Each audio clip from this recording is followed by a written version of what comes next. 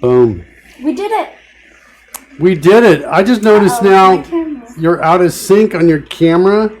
Is that because I told it to buffer?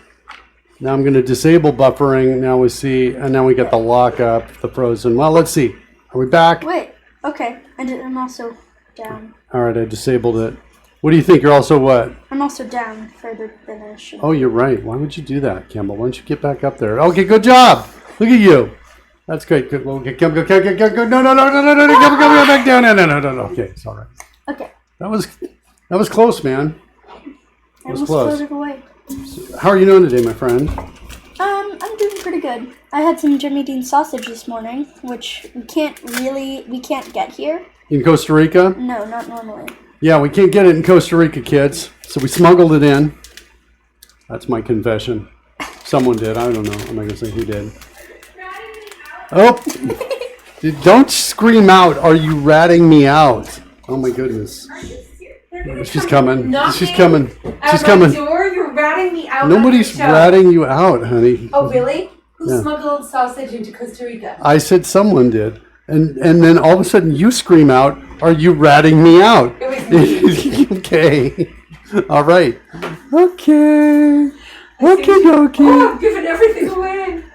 Yes. You've given everything away. Now I know everything. I was saying it, and then I realized that we smuggled it in, so I just cut it short. You cut it short. But then you said... Yeah, I'm the guy who's always going to blow it. Yeah, you're the guy who's always going to blow it. Okay. She's gone. Phew. All right. So yeah, you had some Jimmy Dean sausage this morning. I had some too. It was pretty good. But we're not here to talk about that. How are you? I think I'm good. I think I'm excited about what we are going to do today. I hope we have enough time to get it to a really cool point. That's what I'm kind of hoping for. With that, let's jump over to maybe my screen. And that's not it. Let's see if I can hit that button. Surly Dad is in the house. And the pumpkin saved us. Surly Deb says, hi, Mark. Hi, Campbell. Hello. Welcome, Surly Deb. We're actually going to do some cool stuff today, I think. I think it's going to be very cool. Give me a second here. I'm just kind of speccing this out. This is my list of variables that we're going to create for our test case generator. This thing is going to be so cool when we're done. Seriously, it's going to. I titled today's show, Campbell, "Building the Ultimate Test Case Generator." I'm super excited by it because this is something that's hard. This is a challenging area of computer science that's hard to build. It's hard to build test cases for because you're dealing with a lot of data, and if I just have the data in memory, it's a whole bunch of numbers. And we've made a test case generator before for the Reg Explorer. supercalculator. Oh yeah, you're right. But that wasn't similar to this at all. Right, but Like, it did help us. We're creating a variable for a set of data points. Right, when we were doing the supercalculator, right, we had our own custom number, and we had test cases for it. And several times during development, we thought we had moved a step forward, and then we ran the test cases, and we failed. We found that we broke some things. Yeah, and those were incredibly helpful.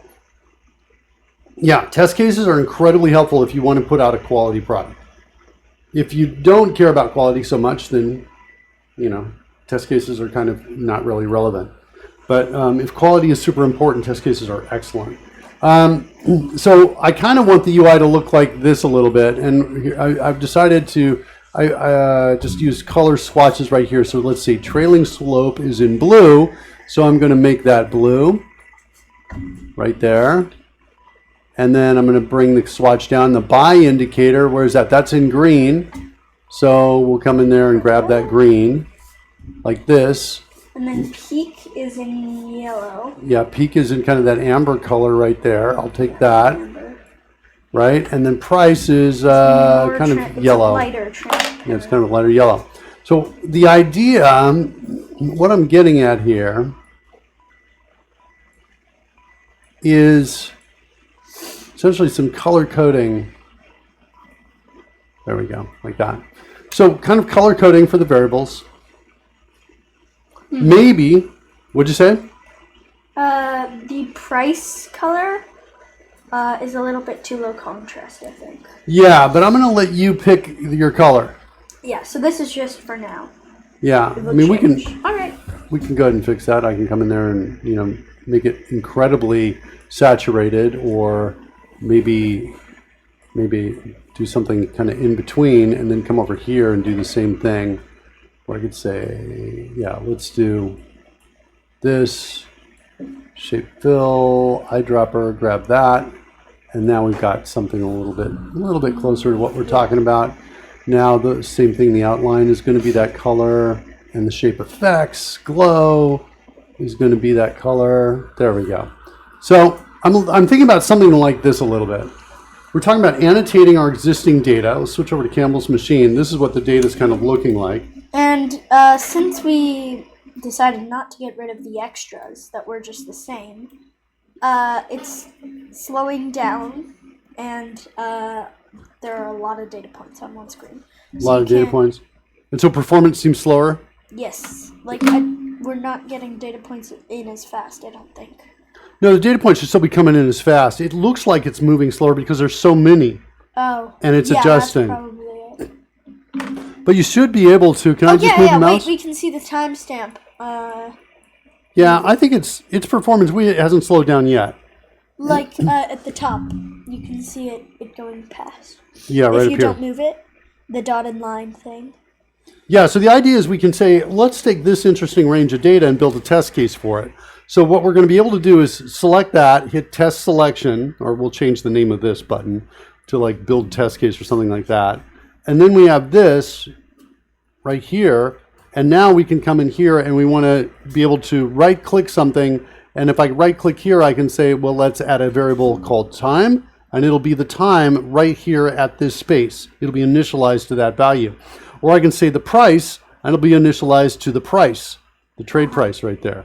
Wait. Okay. I was thinking that the time might be this. It might store this piece up there. These should be the same.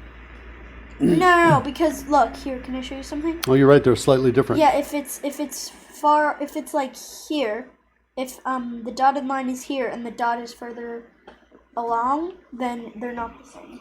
Yeah. Only So the same if question dotted line is.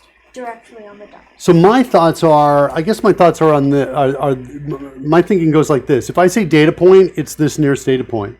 But if I say time or price, it's right where I am, Okay, that's is fair. kind of the idea. Oh, Which, and then so that we could, wait, here, can I full screen this? We could say right here, what is the price? what's the time right there, or what's the Or price? what's the price? Right, exactly. Well, the price there, well, yeah, actually we do know the price. We know both of those things from the scale. So yeah, so we could essentially create markers, the variables that would be initialized to those values that we would use in the test case. Yeah. That's kind of the idea. That's my thinking, which means also then that maybe we need a second dotted line. In addition to showing date here, we might want another horizontal dotted line that shows the price that works just like this one does. See this? Yeah. No, it does. It does feel like it's slower. As I'm moving across here, it's not updating with me. See that? Yeah. There is a slower performance here. I'm not sure why that is. If I close this down, do I see it here? Yeah, I see it from time to time. It's like a little chunky. There, just a little, if the line isn't following the mouse, it's chunky. Let's restart it. See if we lose that performance issue with a fresh start. If we do, the indication is we've got too many things. So right now, it's smooth, right? The line follows the mouse.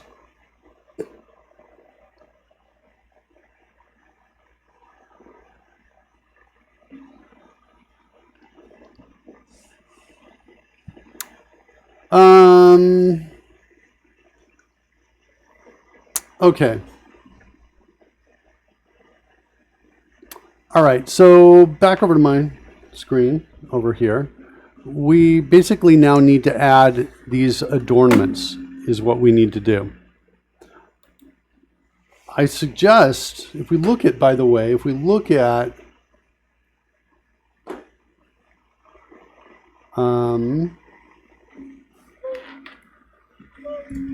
Oh. what are you thinking? Well, you know how we said if the line went above a certain angle, then it would be considered a trailing slope. Well, we're just calling But it the then. angle changes. The name could be whatever we call it. Yes, it's this is not- the name of the variable. The problem isn't the name. The problem is that the angle changes depending on how many data points there are. So we would have to accommodate for that.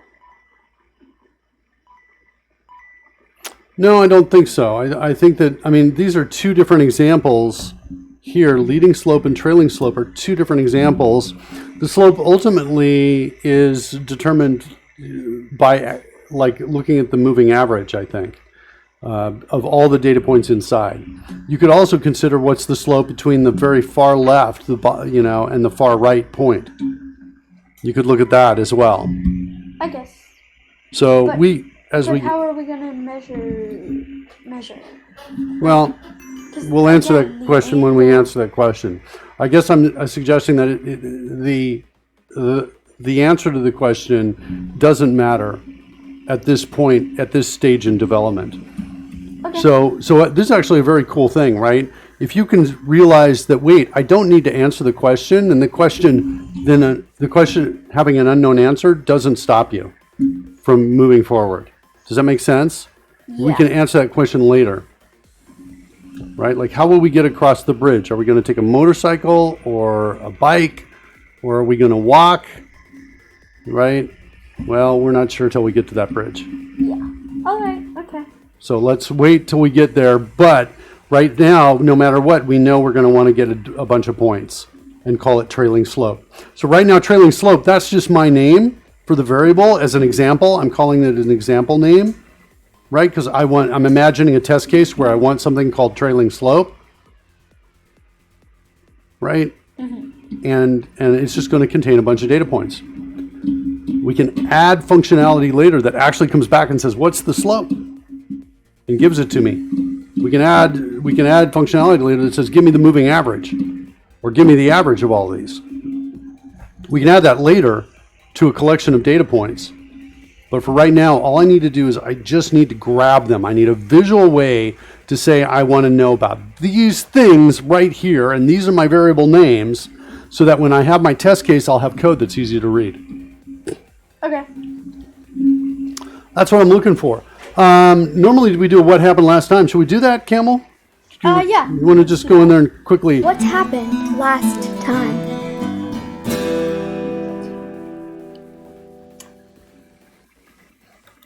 So,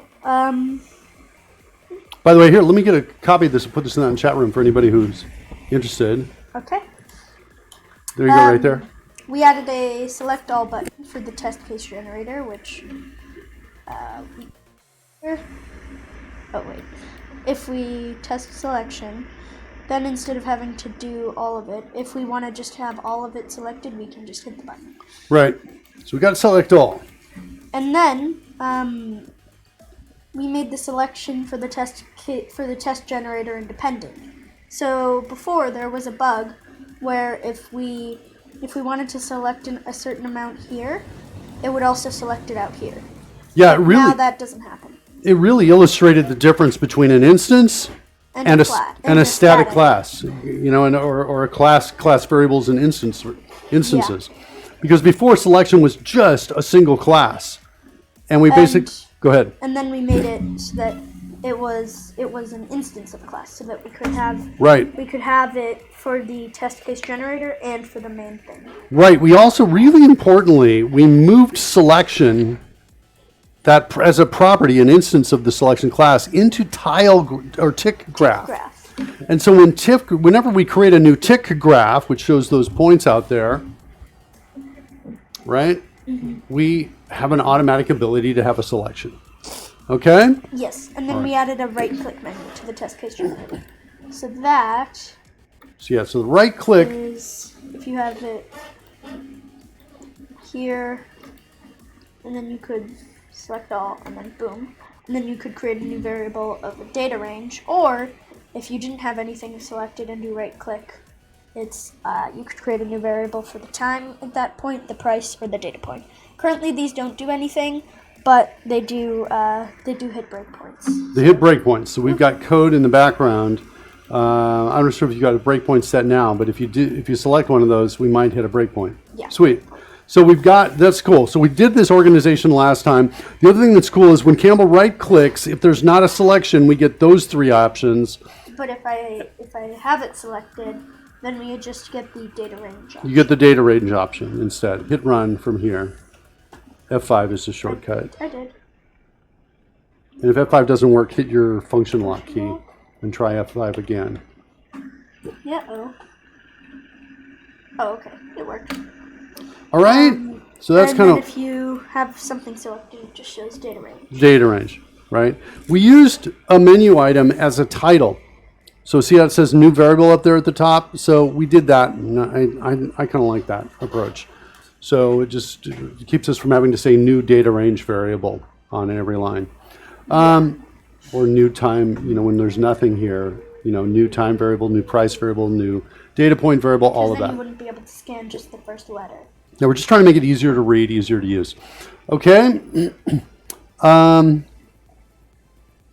I think menu items should have titles by default, or at least optional. Hold on a second, I missed something from Surly Dev. I was talking to my boss once about test-driven development. By the way, Campbell, when somebody says TDD or test-driven development, that means we're going to write test cases first, and then write the code. So we actually write test cases that say, "Give me my data points," and then the test cases fail, and then we later come in and we make them succeed. And we're not quite doing test-driven development here now, but that's we are. We're doing for SuperCalc. SuperCalc, yeah, I think we did do that for SuperCalc, where we had tests before we implemented the functionality. Yeah, it's kind of nice. Anyway, Surly says, I was talking to my boss once about TDD and how we should introduce it. We had problems where bugs kept getting reintroduced into the code base. Yeah. And he shut me up with, why would you write code to test code? The amount of stupidity astounded me. Well, that's interesting because, not only do we write code to test code, but we actually write code to build code, right? We actually have done that already on this show several times. For Reg Explorer. Reg Explorer. Also, the test case generator was writing code to write code, right? The test cases, right? And the whole thing is, my strategy We wrote code to write code to test code. That's exactly what we did. That's exactly what we did, Campbell. And my strategy is, look, on any project, identify the big repeating parts of the project. Well, for this, my apprehension about, putting our own money behind a bot we build is high. I want this to be without any errors. I don't want to lose money because we've got a bug. Right? If I'm going to have something that's betting money, right, out all the time, I want it to be as reliable as it can be. And so for me in this project, the big challenge is test cases. Can we have test cases that are easy to read and that cover all the bases, all of our concerns? And is it quick and easy to add new test cases? For example, we do find a problem. Can we now highlight that data and then quickly add it to our test cases so we never ever get tricked by that data again, by similar data? Does that make sense, Campbell? So for that reason, we're investing heavily in the ultimate test case generator. That's what we're doing here. And this thing is going to blow your mind when you see it at the end. When you see how easy it is, I think you guys are going to be going like, oh my goodness. We're investing heavily in a test case generator to help us invest. Yep. SorelyDev says, I've written a T-SQL query that writes a T-SQL query that searches a database for data in fields. Yeah. This is, I think, a good strategy, right? Once you start realizing you can use code to write code, and you can write code to test code, once you start realizing this, you start realizing, I can kind of get to a higher level of power with less work. Yeah, right? Remember we were creating new regex expressions and operating off of them almost effortlessly? Yeah. Right? That was fun. Right? Yeah. We still kind of do it.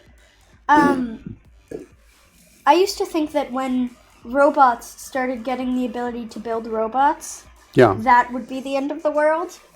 But they already can, kind of. You're almost there. You just got a few more moments. We'll get a couple more shows out, and then we'll have two robots sitting here, and they'll be doing the show. Once we finish the stock analysis, then they can take over. Sorely says, I've written code in Excel to help me create lots of repetitive code.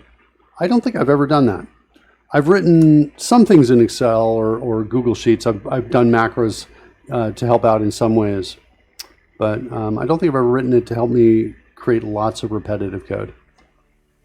Okay. That's kind of what CodeRush is. Yeah, I've actually created products in the past that do this as well, that can handle repetitive code pretty easily and combining features together, where you can kind of take a class and inject features into it. I've done that before, where I've written tools to do that kind of thing. Okay, so switch back over to my machine. Second here. We were talking about, here's kind of where we were on our to-do list. So we kind of need to take the next step on it. We're about to dive into that. I created a spec for a class called test variable that has a name and an abstract generate initialization, at least these two pieces. Maybe also it has a color. Maybe it'll have this an enum, but I think we don't need it because of this. And then I want to create some descendants of it. Test time, test price, test data point, test data range. This is part of it. So we're going to need to, there's data. Oh, hold on. Sorely says more. I had a load of date examples in Excel that I manually calculated to work out what the results should be, then use Excel to include those values in code that I then pasted into the IDE. Got it.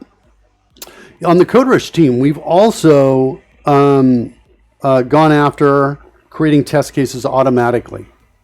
and where we, based on open source code and things like that, where we go out and scan it, look at it, building test cases based on scanning code. So anytime you can do this, I think it's really useful. You often acquire a large quantity of test cases if you're building them automatically. Sometimes that's not desirable because it can slow down your overall test process, but you can get a bunch of them. And what's cool about that is that it provides this kind of larger safety net for edge cases often, right? So that you just, if everything passes, then all of a sudden one of those doesn't pass, right? There's your edge case you've just caught because of this automatic scanning. You create a product similar to CodePilot, but to create tests? Yeah, I guess. We analyze open source. This is for the refactoring part of CodeRush, is what we did, as I recall. And I'm only recalling that much of it. I'm not recalling the specifics of it. This was several years ago when we were talking about this.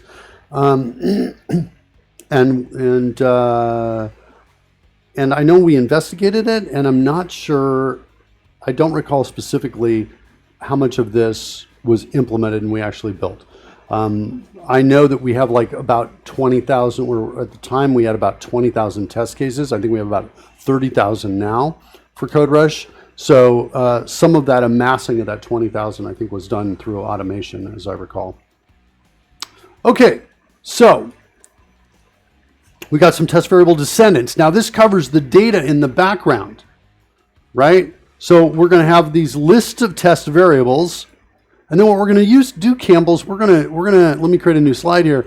When it's time to generate the test case, it's going to look like this.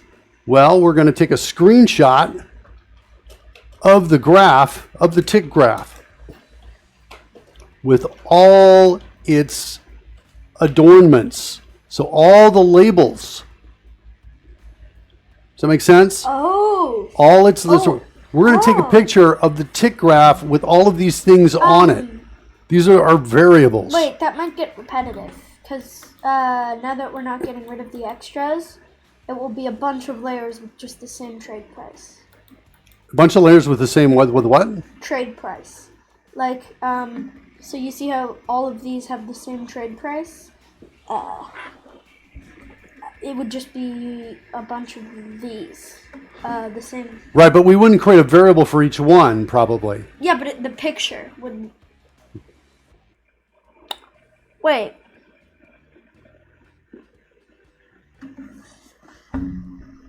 Do you mean just the one that's the closest to the mouse? Yeah. If I want to create a new data, if I want to create a variable, look, if I'm interested in building a test case for this I thought data. we would take a picture with all of the adornments for each dot on screen. No. It's the adornments that we're talking about are the adornments for the variables we're going to need to use for the test case. Like, say, for example, I want to use this data point for the test case. Okay? And maybe I want to use this one. And I want to use that one. So I'm going to right-click each of these, add data point, give it a name, maybe A, B, and C. Maybe I'll call it, first, second, third. Maybe I'll call it middle, highest, and lowest. Right? Maybe. It could be anything. I'll have circles, big circles, around those three with the names of the variables near the circles. And then this thing, right? This trade price thing, menu. No, that thing, no. This hint won't be in there. I don't care about that hint. That hint won't be there. Okay? And then when we take the screenshot, so we're going to hide the hint, take the screenshot, then we're going to save it. We're going to save it into the folder where the project is, into a subfolder. That subfolder, then we're going to build a test case that uses a CodeRush embedded image comment that then links to that screenshot. The test case is going to have a picture of the screenshot. And it's going to have all the initialization for the variables by name. So we're going to have the variables right there with picture up there so we can see A, B, and C is this variable, that variable, and this variable. Then we can do, and see what I'm saying? Now we can do something and say, hey, is A less than B? And, maybe that's our test. Assert that A is less than B and that C is less than A. Right? In other words, that A is right between the two. We could write that as an assert. We could just do an assert that A, the time of A. I was comparing prices there in my imagined what I just said. Yeah. But now we could also do times. It would be an assert is false. Yeah, that A's time is less than these two. Right? Yes. That sort of thing. That is true. Okay? All right. So, that's kind of what I'm thinking about. So the list of variables is going to go over here. These are my variables. Some way to maybe set the colors so we can have some sort of, And wait, we would show all of the other dots, but those are the only ones that would be named and have the circle around them? Exactly. Also, any ranges would be selected with a rectangle around them. From the bottom left to the top, and make sure that it would fit anything popping up or down. Yeah. So there'd be a rectangle that would hold them. Because you were talking about that. Does that make sense, what I'm saying? And then, so we take the screenshot. The screenshot then appears in the test case when we paste it in. It's going to be, and then all we have to do is add some asserts. That's all we have to do. And now all of a sudden we have a test case that we can maintain. We can open up later if it ever fails and look at it and see what's going on. It's also going to take that data, Campbell, and it's going to go save it out to a folder that it can then load back up from when it runs the test case. Remember how we saved all that data?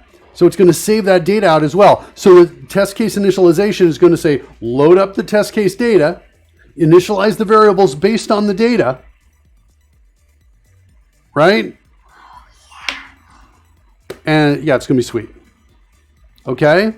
So that's kind of where we're headed. Okay. Now, so we're going to have a screenshot of the tick graph with all its adornments. Got that now, what I'm saying? Yes. Okay. We're going to save out the tick graph range. The tick graph, I think we called it the chart translators, what I think it's in it. Translators, data points to a unique file on disk in our project, I think. In our project. So we're going to create a folder in our project. So that means when we check in our code, we're going to check in all our test cases with the data. Does that make sense? In earlier tests, we had saved out to a folder in our local data, whatever, in a different folder. But I'm going to now do it into our projects folder, in our project folder. That's what we're going to do. So it's going to have a unique file name. And we're going to use something called a GUID to get to that on disk. Okay? This is going to be saved, the screenshot's going to be saved to the CodeRush image folder. So exciting. We're going to generate the code, which is going to include loading the data from disk. It's going to be followed by, it's going to include we're going to put a comment with the tick graph image. Yeah, the thing that's going to be mind-blowing about this is when we hit that generate test case button and it says it's copied to the clipboard, when you go paste it into Visual Studio, you're going to see the image paste right inside. Yeah. It's going to be so cool. Comment with the tick graph image is going to be at the top of it. Then we're going to have the body of the test case. We might need a name. A UI text box to specify the name of the test. Does that make sense? Yeah. Okay. Then we're going to load the data from the disk inside the body of the test case. We're going to load the data from the disk. Then we're going to assign the variables. And we might add a comment that says, add your asserts here. like that. And then that's it. That's what it's going to look like. Okay? So this will allow us to do this. Pretty much no problem. But what this doesn't do yet is allow us to do this. I don't have a connection yet between my test variable that has a name and an abstract, override. I don't have a connection between that yet and this. Between what in this? Between my test variable descendants, these things that I'm going to hold in memory to represent all of the data, and the actual drawing of them. I haven't quite worked that out yet. So we got to figure that out.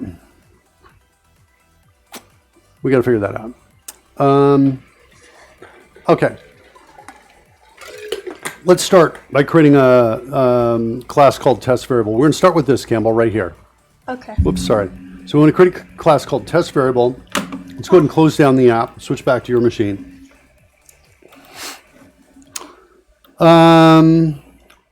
Let's bring up Solution Explorer. If it may show up automatically. There we go.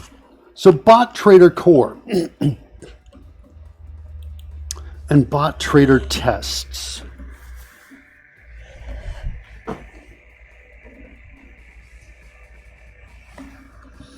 Wait, as I remember, there aren't many Bot Trader tests yet.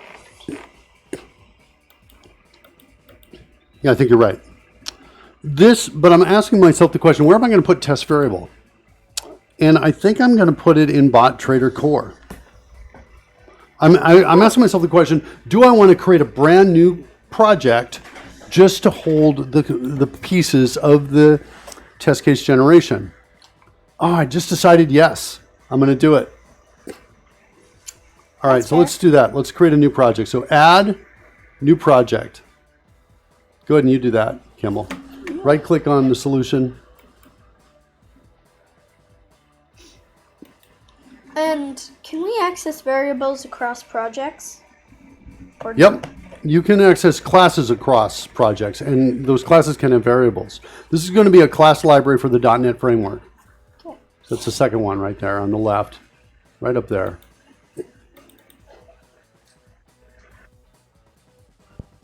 We want to call this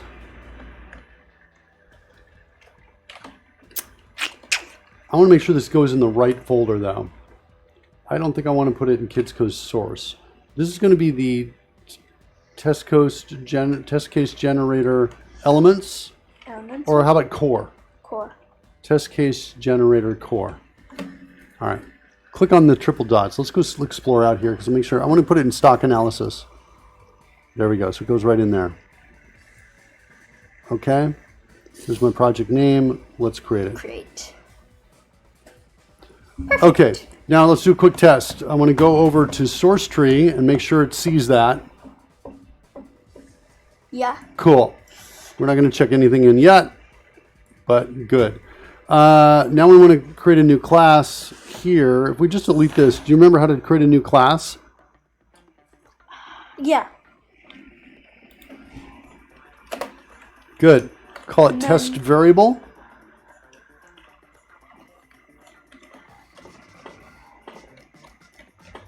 Good. And then you do control dot or insert. Wait, hold on one second. I'm sorry, I just had my mouse on your screen there. What are you trying to do? I heard you say you do control dot, and what were you thinking about doing? Oh, renaming file to match the type? Move type to file. You don't have to do that because they're only got one type inside the file, so that refactoring won't be available. But what you have instead is rename file to match type. See, it says class 1? Yeah. Because there's only one, it doesn't make sense to move it out to another one. That's what's going on. All right, this is an abstract class.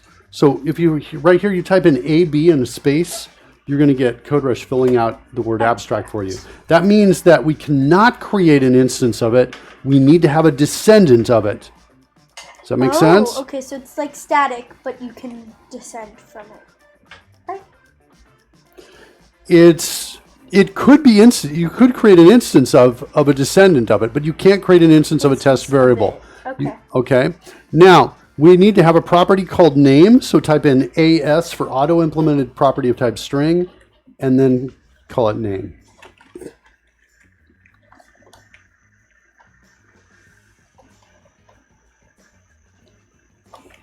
Good job. I was going to point out that you could do it that way. All right, next you need a method, and you need it to be an abstract method. Is it AM? No, it won't be there because you're inside the constructor. You need to be on an empty line in the class. So you just moved in the constructor there. Hit the end key. Yeah, there you go. Is so it AM? No, it's just M. Abstracts And then generally. you change it to abstract? Yeah, I think actually, hold on, go back. What's happening to M semicolon? No, I feel like there was another variation of M. No. Okay. So anyway, we're going to call this generate initialization is what this is going to be called.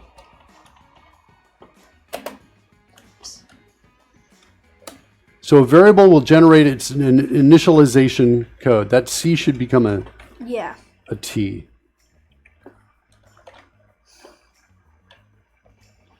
And I think we're going to pass in, I'm going to type in, we're going to pass in a string builder here. So just type in V for variable and then SB for string builder. And a string builder is used for code generation. VSB? SB for builder, yeah, string builder. And now we'll just call this, I don't know, just call it code for right now, code.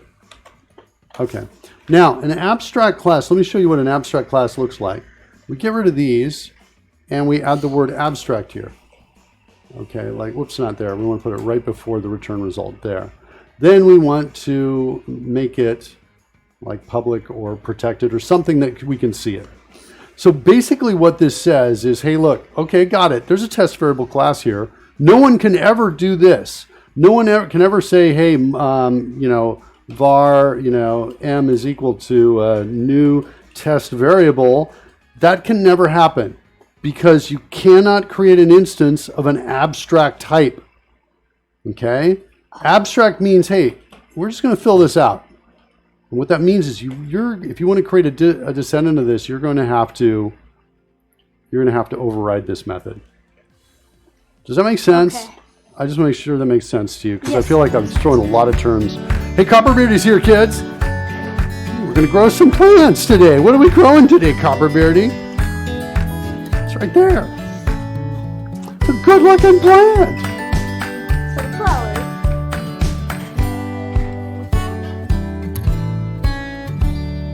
Copperbeardy is in the house. Is in the house. Welcome, Copperbeardy. How are you doing, my friend?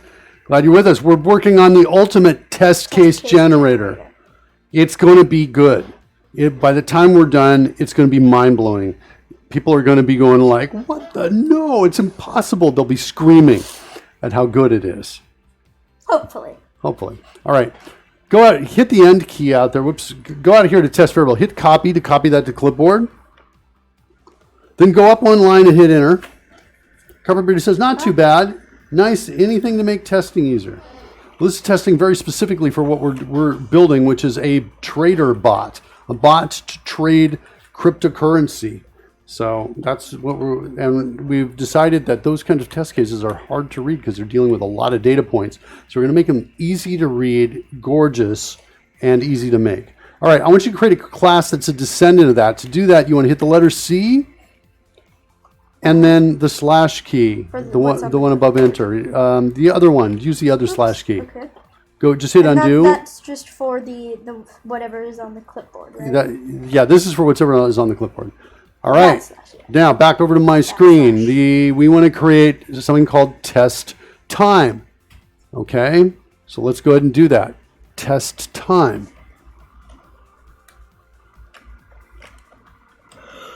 Okay.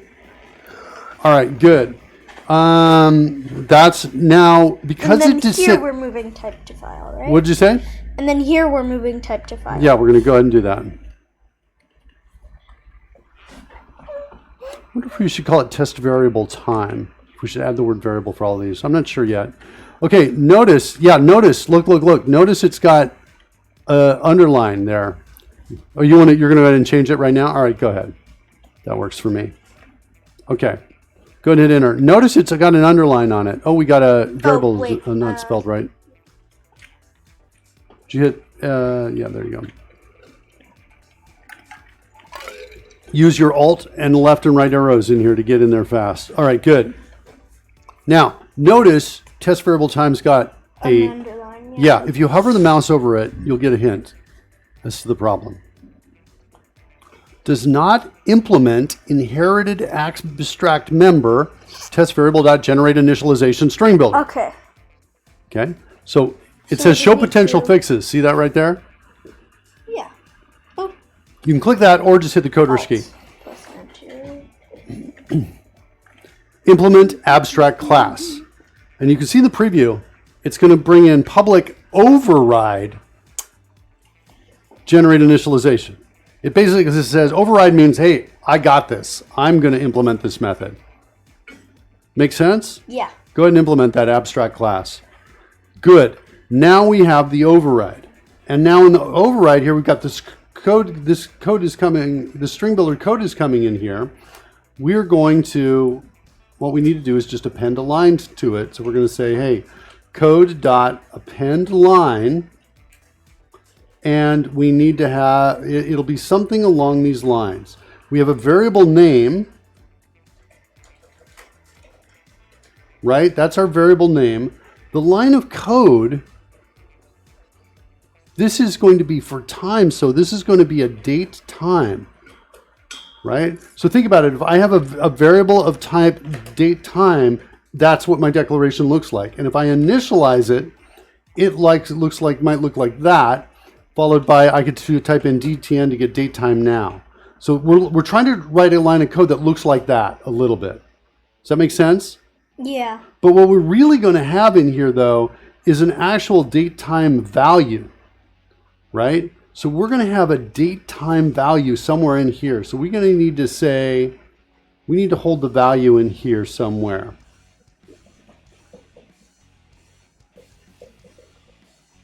Yeah, I think we need a property of type date time. So go ahead and give me that. AD8 will give me a property of type date time. Oh. Good. Call this value. I think with each one of these test variables, we're going to have, I think we're going to have something called value. Now it can be uppercase since this is a property. Oh, it's public. Yeah, and it's public, right? Exactly. Okay, so we've got value up here. Right? What is this gonna do? So, well, what I need to do, we're gonna write it, we need to write a line of code that looks a little bit like this. Oh, okay. But what I need to do is, because we're dealing with strings, so if I say value.toString, right? That's gonna bring out something like, it's gonna say something like this, August, 8, 2021, with some time after it, 12:31.2. Does that make sense? See that? Yeah. That's what it's going to do as a string, right?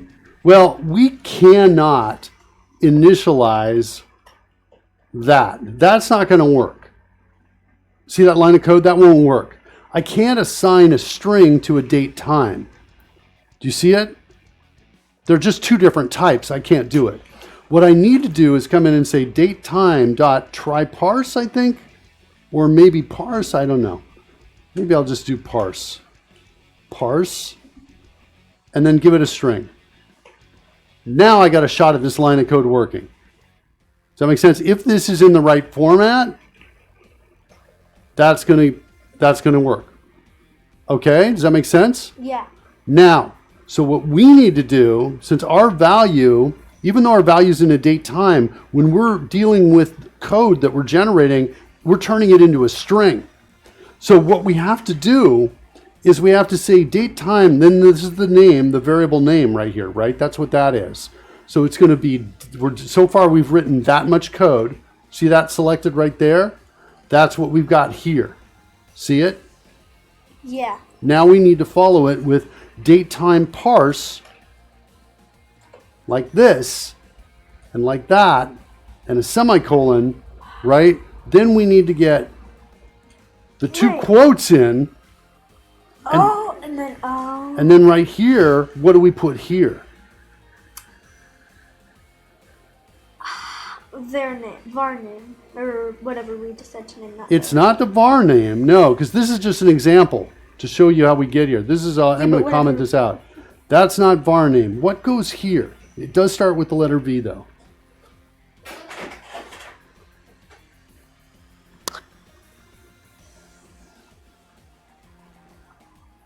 And it's on your screen. And it's on a line of code whose number is a square.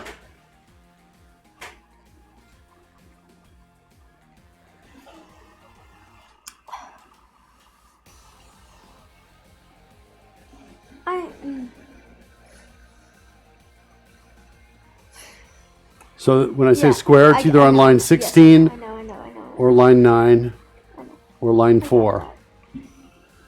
It's value. There you go. What? It's but we haven't set value to anything yet. So we have not set it to anything yet. That's a really great observation. We absolutely have not. We were going to have to set this to the right value. So I'm going to say to do, we better set this for this to work. Make sense?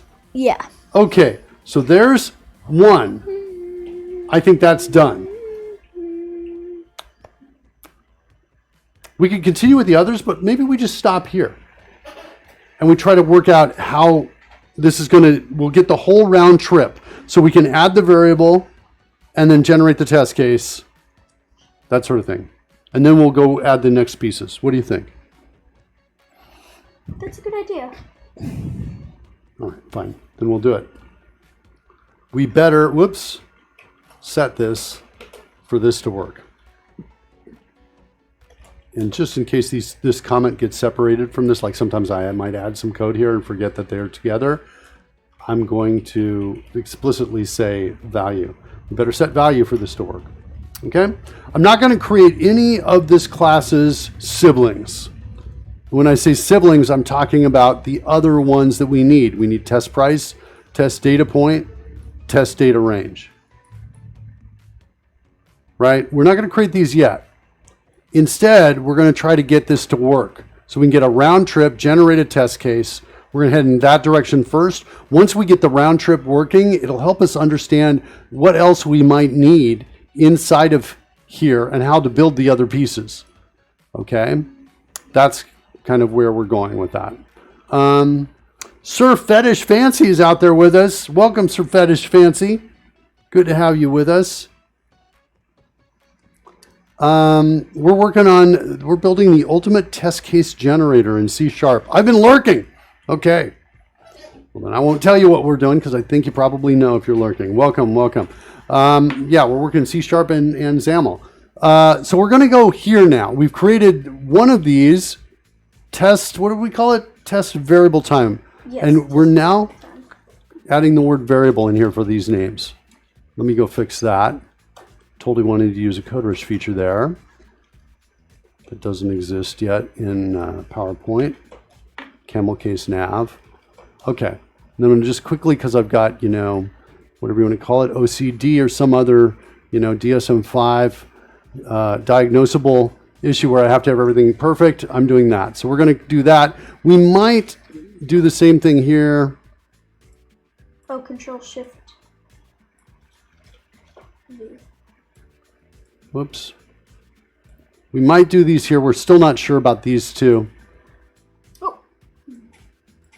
I think having the red squiggly line makes it more, it kind of shows a little bit more that it's a maybe. That it's what? That it's a maybe, that it's different than the others, that we are definitely going to... I just realized I got the wrong label set up here on this particular view. We're not looking at Campbell's machine here. We're looking at Mark's machine. That's what we should be seeing. Okay. All right, back over to Campbell's machine. We've got test variable time here. So we need to create a new test variable. We're going to need to maintain a list of these test variables.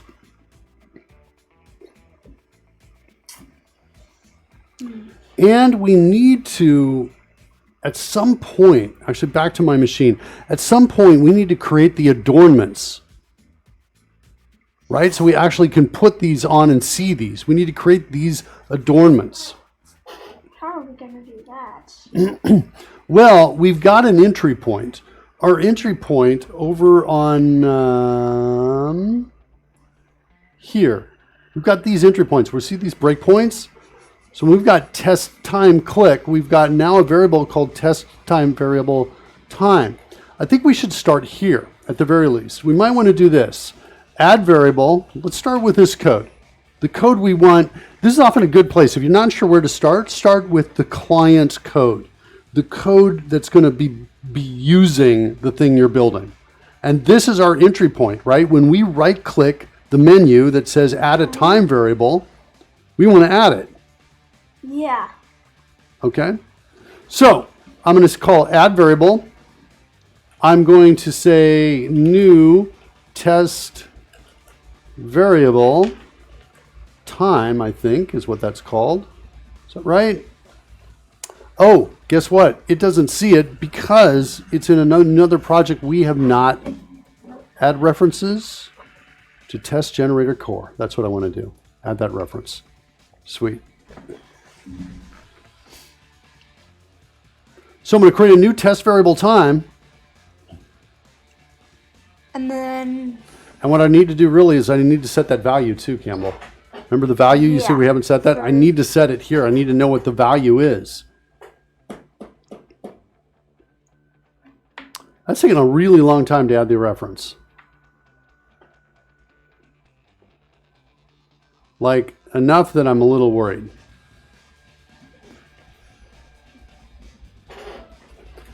Okay, let's hit cancel on it. Let's add it ourselves. We need to go to, I think it's stock analysis, FRM test generator. Tick graph is here. Wow, now I want to move tick graph to its own project. Wow. Yeah, because I want to move this down here. That means tick graph can't be up here anymore. Tick graph's got to go to its own separate project. Kind of makes sense. You going to be okay if I do that, Campbell? Yeah. I can barely hold on to all these projects, but I think I'm going to do it. All right, so add new project, class library, .NET framework. This is for, for tick graph, I need something else. I need like a WPF library is what I need for tick graph. Oh, this is totally unplanned. Custom control library, user control library. We'll try this one right here. We'll do this one. And then we're going to call this tick graph core. Not putting it there. We're going to put it inside stock analysis. Select that folder. Create that. So what's going to happen is we're going to start breaking code as I start moving things around because we need to re-add the project references. So, so we'll get rid of this. Yeah, we don't need that one. That was just the default. Yeah, go ahead. Delete everywhere. Go to stock analysis, take tick graph, move it down into here, and I'm going to hold the shift key down to get rid of that. See that plus right next to the mouse cursor? Hold the shift key to say I want to move it. Yeah, go ahead, delete it everywhere. Inside here, I want to change the namespace to tick graph core. Now what's cool about what we're about to do is you're going to start seeing an organization that kind of comes up based on the dependencies. Notice, see this selection right here? See that? Yeah. It's white, it's not green, meaning it doesn't know what it is because it's up over here in a project it doesn't reference. And we don't ever want this to reference that because this is my high-level project, this is my low-level piece. So I'm going to grab this, and does this rely on selection mode? What's selection mode? Who uses this? Selection does. Okay, so I'm going to grab both of these and drag them down, hold the shift key to tick graph core. This is what I'm talking about when I'm talking about you're starting to see an organization show up, right? In tick graph core, I've got now these two pieces here, right? Let's go in, we're going to come in, we're going to change the namespace on these two pieces here as well. So the namespace matches the folder, the project it's in. I wanted to go out and check the XAML. Yeah. See this class name? Stock analysis tick graph. It should now become tick graph core dot tick graph because it's not in stock analysis anymore. That was way up here. Okay. Let's just try right clicking this and building this. See if we get a build there. Bot trader core could not be found. That's okay. I can have a dependency on bot trader core from here. That's not a problem. So we'll come in here. We're going to add a project reference to bot trader core. Oh. Okay. There you see that underline should go away. Let's try rebuild. Let's see what else we get now. Just on that project only. Only one error. Stock analysis. Tick graph. That was generated. I don't need that anymore. I think I need this. This is this generated file. Let's try coming down here, right clicking this, doing a rebuild. No. Did you add it again? Stock analysis must be inside. This is automatically built. It's generated by a tool. So actually changing it was probably a mistake anyway. It's probably somewhere in the XAML. There's another reference I missed. Oh, there. See that? Stock analysis. So I want to change this to tick graph core. Let's see, is there any other stock analysis in here? Stock analysis. Nope. Looks like we're good.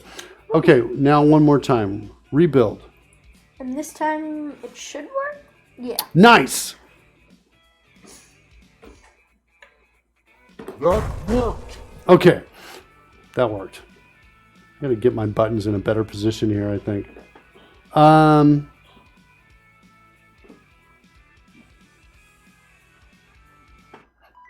Back to Campbell's machine. Oh, I lost my music. Let's go get my music back. All right, so that one worked. That was one of the pieces I wanted to do. I want to take this guy, the form test generator. I want to move it down into test generator core if I can. Although this is a XAML piece and test generator core.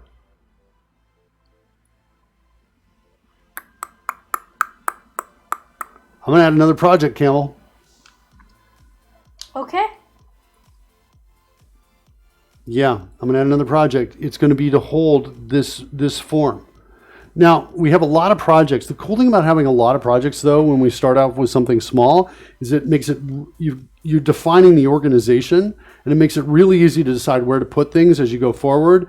And you don't have this problem that you normally get with development, where things kind of get messy, and then you have to clean. And then you develop, and they get messy, and then you have to clean. Instead, it just is it's kind of like before you move into a house, having organized bins that are just empty and labeled. And then you start bringing stuff in the house, and then you can put those things where they belong. Does that make sense? Yeah, it's a little bit like that. Okay, so one more time. We need to add a new project. This is going to be a WPF something. I think this time, instead of going with a, I guess I'll say user control library. Basically, it's going to give me a default user control. I'm going to get rid of it. It's not really a user control that I'm putting on there. What it is a, I'm going to call this the test generator. What it is a form. So it should still, everything should still work. So we're just going to call this the test case generator. Test case generator UI.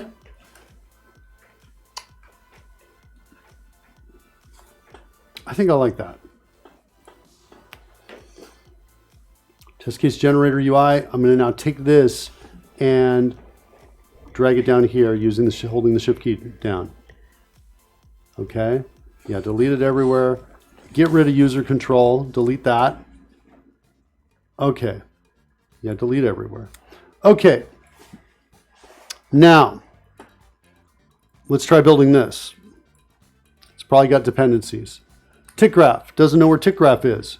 That's all right. We're going to just say, actually, I want to right click on the dependencies. Add project reference to tick graph core. And let's do another build. Tick graph does not exist. in stock analysis. Where are we? We're here. Oh, okay, because we changed it. Local says stock analysis. I want to rename this to be tick graph core. This is telling us where to find this. And I'm going to use get tick graph core. Then I'm going to go down where it said local, and I'm going to change local to tick graph core like that. And I think it just showed it. So that should be good. Let's try rebuilding this one more time. Tick graph does not have a select all. Oh, inaccessible due to its protection level. Oh. Let's go look at that. What does that mean? It's internal. So I want to change it. What'd you say? When did we make it internal? I don't know. I'm not sure. Doesn't make sense to me, but let's do rebuild. What else do we have? Add variable doesn't exist. Test variable name doesn't exist. This I think we can solve by adding a reference to our bot trader. No, our test generator core. So we're going to add a project reference to test generator core. Try build.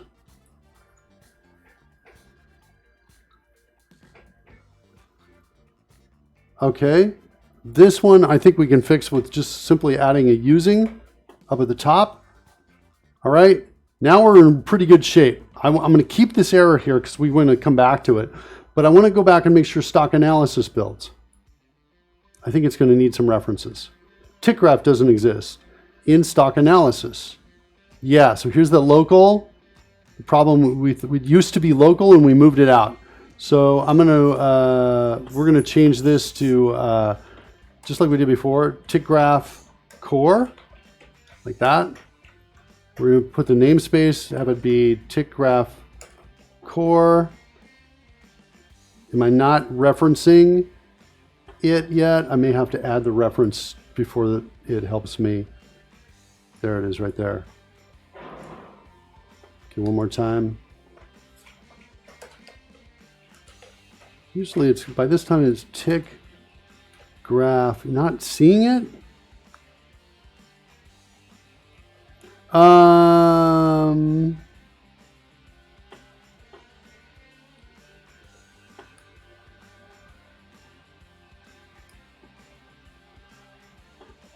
Well, let's go take a look at what we've got over here in this sample. We'll just copy that line of code.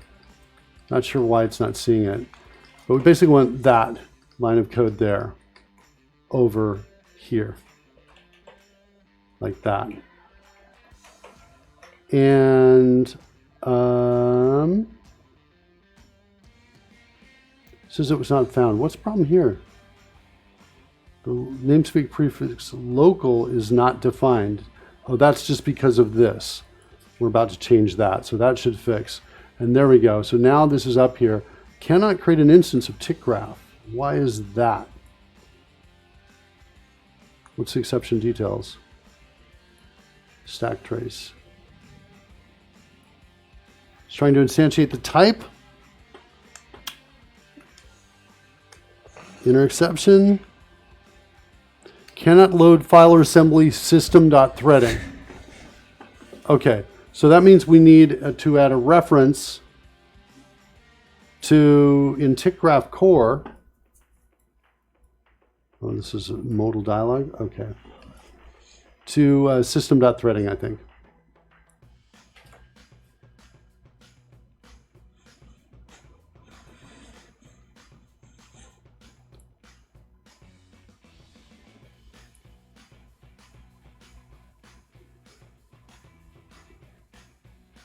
Wait, I'm trying to think, where's the .NET Core? I've got COM in here.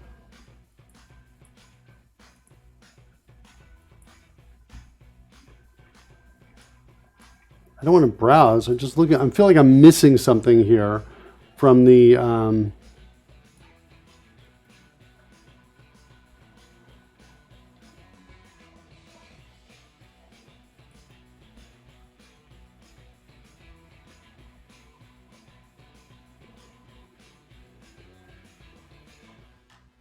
I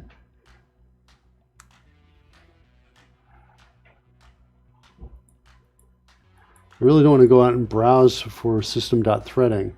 I'm just like wondering, I'm pretty sure these were all .NET Framework. That's not what I wanted. Huh. .NET Core, I wanted I did not want .NET Core for this guy. Dang, I chose the wrong project type. I think that's part of the problem here. Let's look at the different project types here and see what we've got. Yeah, see .NET Framework there. .NET Framework. I'm looking for .NET Framework on all of these. That one's right. Yeah. That one's good. That one's good. Okay, so these three are good. Did I mess up here? Nope, that one's good. That one's wrong. Test Generator UI is wrong. Both of these are wrong. I'm sorry about that, Campbell. Okay, so I don't have a great way to change these two, and because we've got the great names already, I think, do I unload the projects? Trying to think of the fastest way to now solve this problem. I basically need to create 2 new projects here, is what I need to do. Let's maybe try adding the projects first. We're going to have to go with different names, though. The last 2 are the ones that are wrong. Test Case Generator UI. TickRack Core. I really like that name. Yeah, I think I'm going to have to unload it. Because I like the name, I'm going to have to unload both of these. Open folder in File Explorer. Okay, because I like the name, I'm going to have to come in here and say, do this.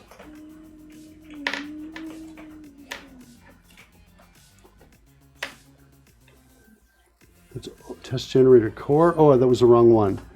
It was TickGraph Core. Good. Okay. It's open. TickGraph Core is unloaded. All right, looks like I got to close this down. Try again. Okay, fine. Wow, that was tough. I want to, inside here,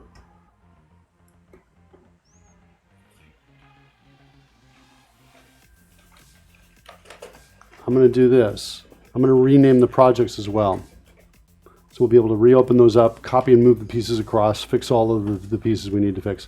Yeah, that's kind of like, that's kind of a mistake that I think is too easy to make. And I made it before. This is not the first time I've gone in and have to go fix all of this. All right, let's go start up again. Open up stock analysis. How you doing, man? That's intense having to go through it, isn't it? Are you just like, you're good? Are you like, you know what, Dad, you take the handle of intensity. I'm going to just chill. No. Okay, so we now want to come in and we've got these 2 are now unloaded. I'm almost thinking we're going to remove them for now. And I'll add them back in because they have new names. So TickGraph Core, one more time. I'm going to pay more attention this time, Campbell. Yes. New project, WPF.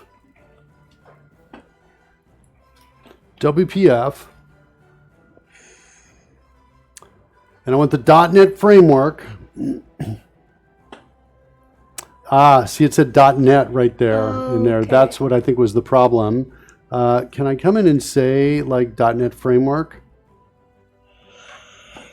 No, it doesn't look like I can filter by .NET framework. So I want, here we go, custom control library. That's what I want. And user control library. So we'll go and say user control library for this one. This one, we're going to call this TickGraph Core. Again, sorry about that, Campbell. No problem. I feel like I should be a better dad to you. And I'm just not. Because I created the projects with the wrong type. All right, there's TickGraph Core. Excellent. Yeah, you're a real father of the year, messing up, making a mistake. Yeah. All right, next time, new project again. Everybody makes So mistakes, this one, don't they? we can say, we want to say WPF. This one is going to be a custom control. Let's see if we can filter better here. Custom control library, .NET framework. Don't fall for that, Campbell. It's not the same as that. This is not my fault. And this one is going to be called what? Test Case Generator UI.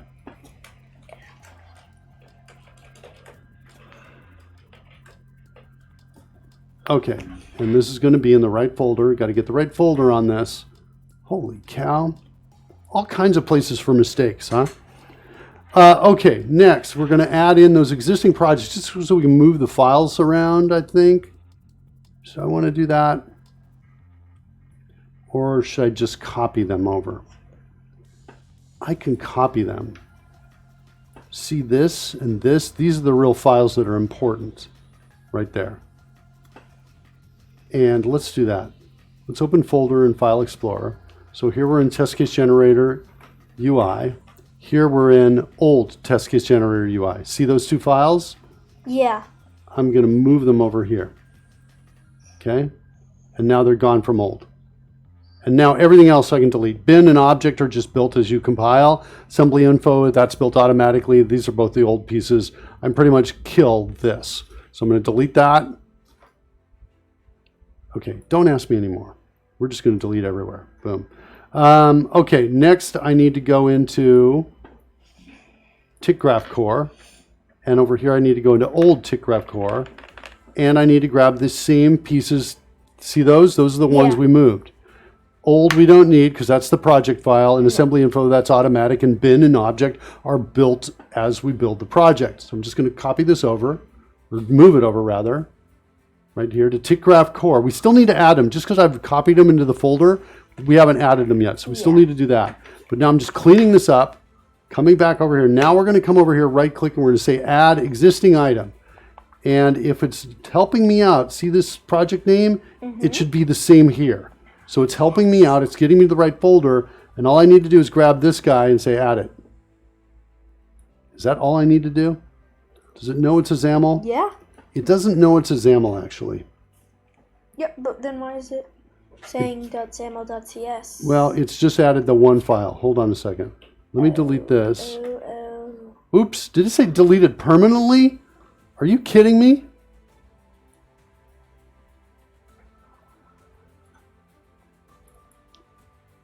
You just deleted that permanently for me? Oh my God.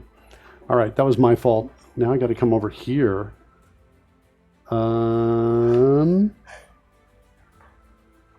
What was that called? Maybe I got an undelete here. I'm going to try hitting undo here. Control Z. There it is. Right there. The U was missing. Typo line 1. Yeah, I saw it. I was removing it anyway. I didn't save. Thanks for that, Surly. Yeah, so Control C saved me. See it? The XAML's out there. I'm going to try one more time to add it. Add existing. But now this time, watch the difference. Existing item. I'm going to say all files. And I'm going to now select both of these together. Because before it was just showing me the C# files. Now let's see if this works. Now I want it to know that it's a XAML file. Oh, come on. Is it invalid markup? The markup could be fixable.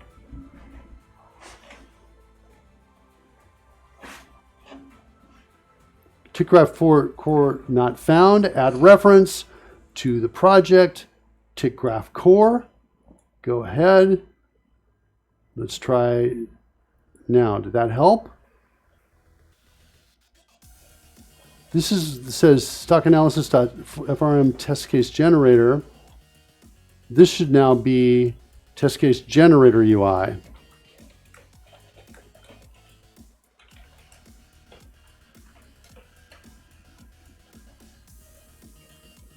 Is what I think it should be. What's my problem here? This is not found. We need to start low level here and start with TickGraph Core and make that work. Let's go do this. We need to add existing. and show all files. We're going to add those pieces there. Okay, let's start with a build here and see what our problems here on this one. Needs a reference to bot trigger core. There it is. Okay, let's try it again. Rebuild. All worked. Okay, good sign. Let's go into test generator UI. Let's try build now here. Type of namespace test generator core. Cannot be found. What do? Add a reference. We add a reference to it. Exactly. I need to open up the references, right click it, choose add reference. And what did it say it needed? It was test case generator core. There it is. Thanks. Boom. Probably is going to need bot trigger core as well. Let's try build though here and see what we got. It doesn't have. Oh, is it just that it's not linking up to the from test generator?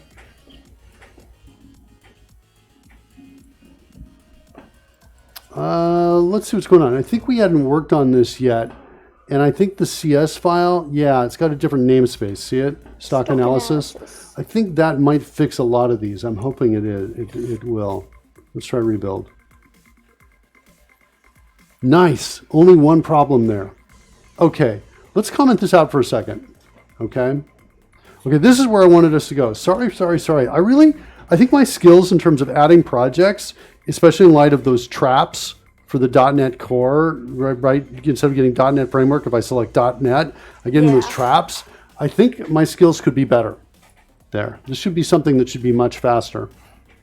Let's come up here and do a rebuild solution.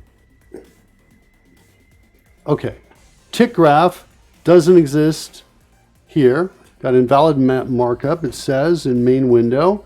I think it's just because we don't have a reference to it. So we need to come in here. Why don't you do it? Right click on references, add a reference to tick graph core. What'd you say? I messed up. And this is for the, yeah. Okay, what's the last one? Tick graph does not exist in this namespace. Well, that isn't underlined anymore. Let's try a rebuild of this. Right click that and choose rebuild on stock analysis.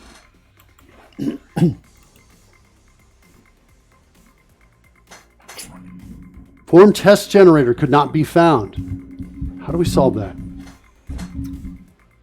Add a reference. Yeah, add a reference. Do you remember where it was? What project it's in? Test case generator core, right? It's not. No, it's not. You're close though.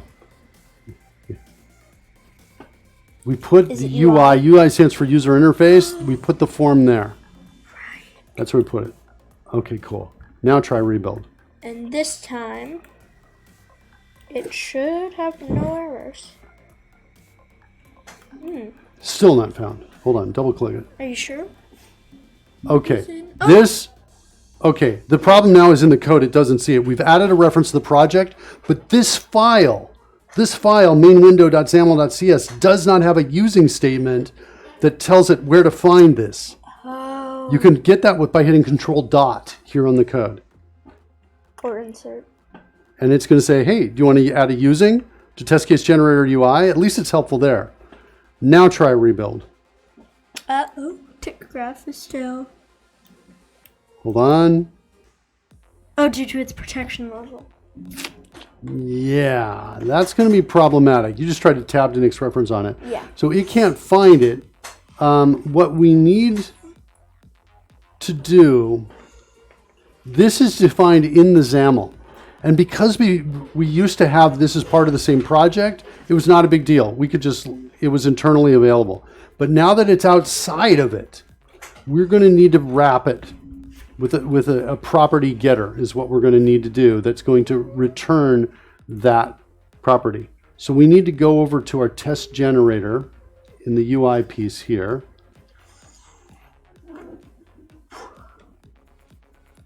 and we need to create a new property of that type. So it's going to be public. It's going to be of type tick graph, and it's going to have a getter that simply returns back tick graph, like that. I think is what it's going to be.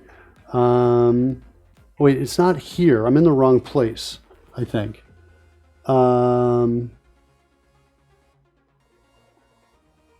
It should be, no wait. Actually, before I do this, Campbell, let me go back and look at the code that we had here. Yeah, we're going to change it to this. That's what we're going to do. Okay, hit Control Dot on that to declare that method. And now we're going to just keep that and hit it. Go ahead and hit enter here. So now it's brought you to the new file, brought you to the over here. Paste what's on the clipboard. Yeah, no, we're okay. We're okay. We're okay. Go ahead and paste what's in the clipboard. I'm trying. Is that not working? Oh, There no, it is. Okay. Okay. Whoops. All right. So notice we have this issue here. Chart translator, what we need to do is we need a using on bot trader core. And that means we are going to need to add a reference to bot trader core from right here. You want to do that? Add reference, bot trader core. Okay. Good. Because we're passing a piece of data in as a parameter, we need to know where to find it, right? The compiler that turns this into a running application needs to know where everything is. So that's what's going on here. Now, form test generator was the variable name of the instance here. So all we need to do now is just call it reference tick graph like that, because now that's out on the form. So we've got tick graph there, and then we've got tick graph dot, what is it, set chart translator. And then we're just pass in this variable name right here, selection chart translator, like that. And we'll rename this to chart translator, like that. So now these two lines of code here, functionally those two lines of code used to be here, but they needed to know about a piece of name of a control that was on a form. What we've done is we've now made it so we can change the name of that control on the form. We can rename this now, or we can have a completely different control later used, and it doesn't break any code outside. Does that make sense? Yeah. Okay. All right. So now we've just finished our organization. I think now we might get a full build of everything. Let's see if that works. Rebuild solution. Everything rebuilt. That's great news.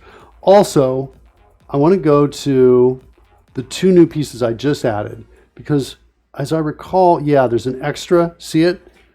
Get rid of that. Delete that. And that one there. See that? That was part of adding the new project. Good. All right.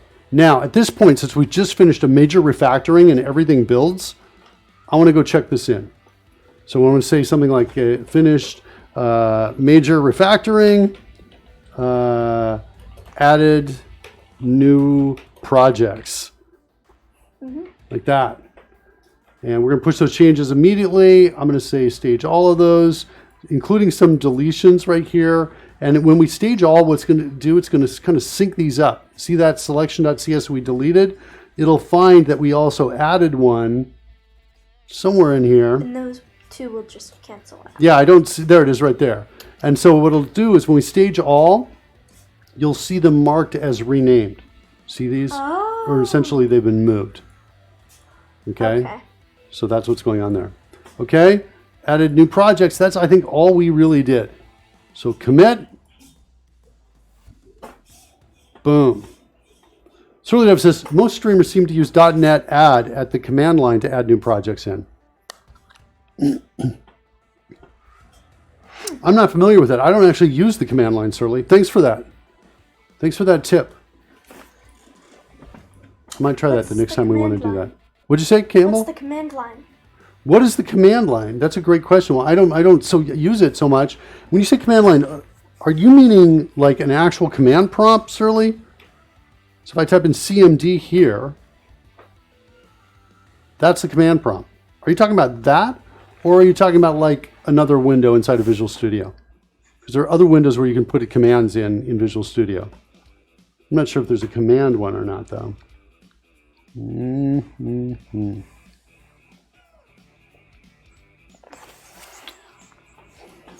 Command window. I bet that's what he's talking about. Command prompt, PowerShell window, terminal. Okay, even terminal. All right. So in these two places, looks like you can do them from either one. But yes, there's a terminal window. Okay. All right, we'll close those down. I'm not familiar with these yet, Campbell, so I got to do like some learning about that. But okay. But Surly says most streamers do that, which my takeaway on that is it may be faster. That may be what's going on. Okay, so good. We've got some organization now. I want to go back to that line of code. It was over in our test case generator, I think, in response to this one. Whoops. Time clip. Can I dive into that? There it is, right there. This. So we were here, right? I want to call add variable. We're going to pass this in, and then I got to pass in a value to it, an initialized value. That's what I think I want to do, which means, well, let's do this. Get current time.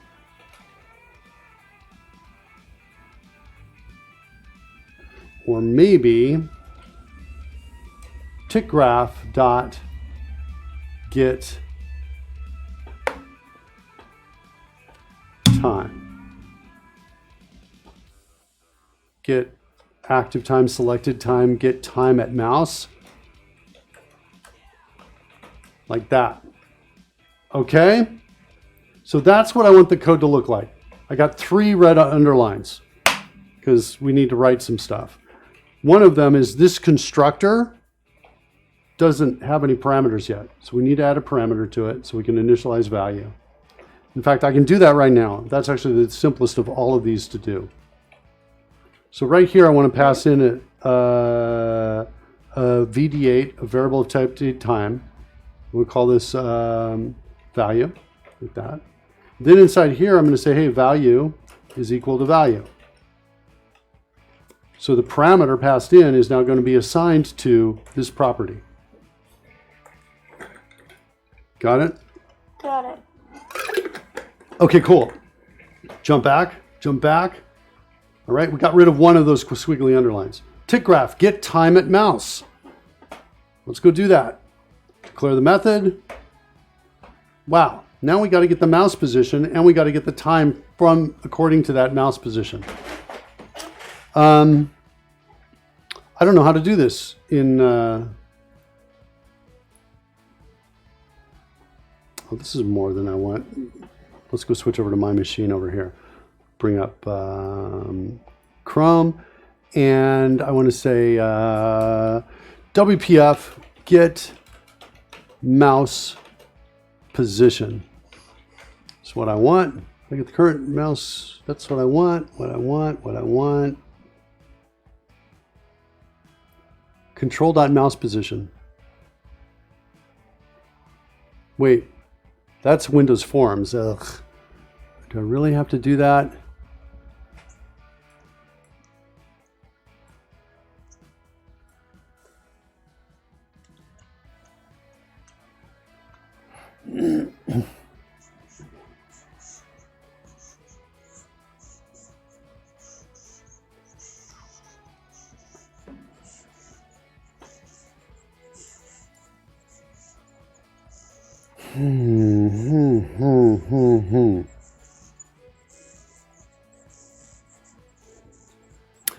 I think I want to change that. I think what I want to do, I've got the mouse move. See the mouse move? I've already got this. And the last mouse position, check it out. I'm already handling this. I'm saving it. That's all I need. It's a point. So get time at mouse. I need to get to my, what is it, my chart data, chart translator, dot get time from X. And I'm going to say last mouse position dot X. And I'm going to say return that. What's my problem here? It needs 2 parameters. Chart width in pixels. Look at that right up there on line 500 above. Right up there. Chart width pixels. Everything we need seems to be here. That's really great. Right? The fact that this turned out to be pretty fast and easy, that's great news. So now we've got 2 out of those 3 squiggly lines gone. Now we're left with this. Add variable, declare method. Okay, a variable's coming in here. Now it says it's going to be test variable time, but we're just going to make it be test variable. Okay, it's the ancestor class. I want to create a list of these. At the very least, I need to have a list of these. So I'm just going to type in nl dot slash like that. See it? Gives me a new list of those. You're going to type that in now. Go type it in. nl dot slash, the slash just below the backspace. That gives you the paste right there. Dot. You need a dot. Oops. So new list of. The dot, you say the word of in your head when you're remembering this. New list of. What's on the keyboard? What's on the clipboard. And you just need a space there. Sorry. Did I say Good. keyboard? I meant clipboard. Yeah, so now we're going to call these variables like that. You want to type it in? Go ahead. It's suggesting it right there. Look at that. You can hit the down arrow and hit enter if you want. All right, good. So there's our variables. And we're going to come down in here. We're going to say, hey, variables.add test variable.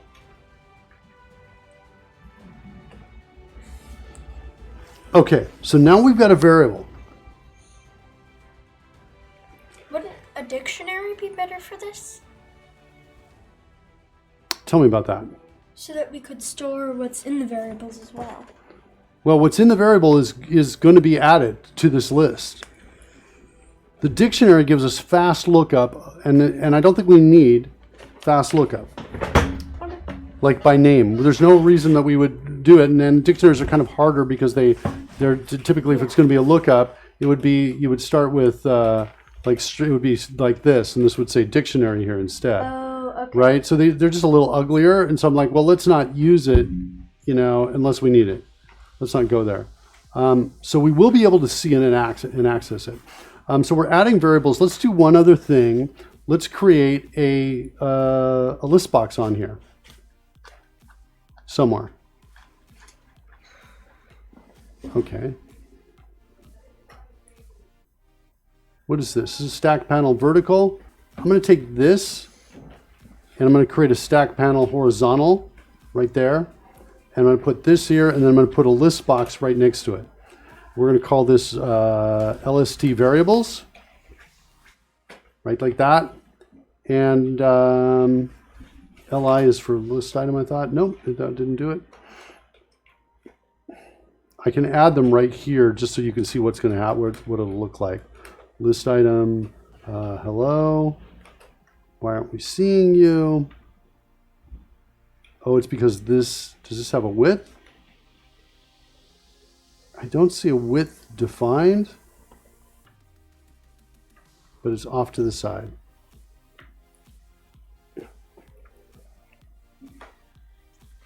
So I think we have a problem from here.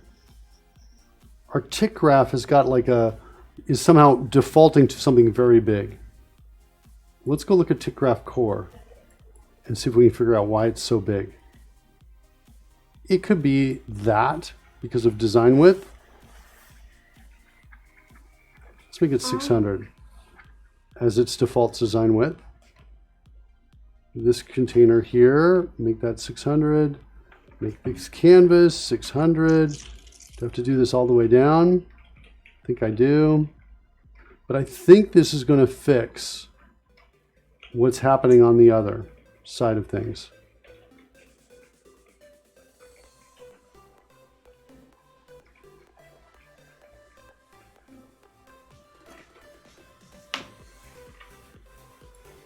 Okay, I think that's it. Let's go switch back. There it is. See it? Hi. Okay, so that's our variable list right there. Our variable list, I want to put that in stack panel as well. Make this one vertical. And I want to, at the very top of it, I want to just put a text block up here that just says variables. Like this. Yeah. Then the list box underneath. Now, in the list over here, what I want to do is I want to say, hey, at some point, like in the initialization of this generator, I want to tell it that list boxes, list variables dot items. Wait, is there a source, data source, item source? That is equal to my list variables. Dot, maybe, wait, it can't do this. How do I do this? I think I need to change list variables to collection. Wait, what's my error? List box to an IEnumerable. So item source. Is it, if I change it, I think there's a collection that is, for some reason I want to say it's,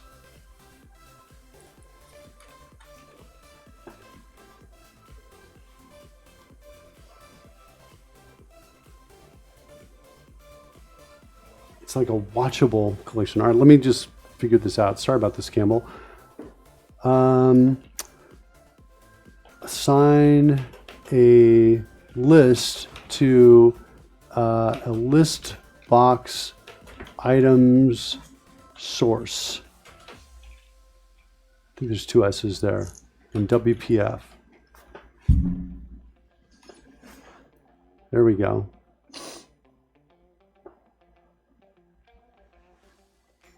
Well, that's kind of what we're doing, I thought.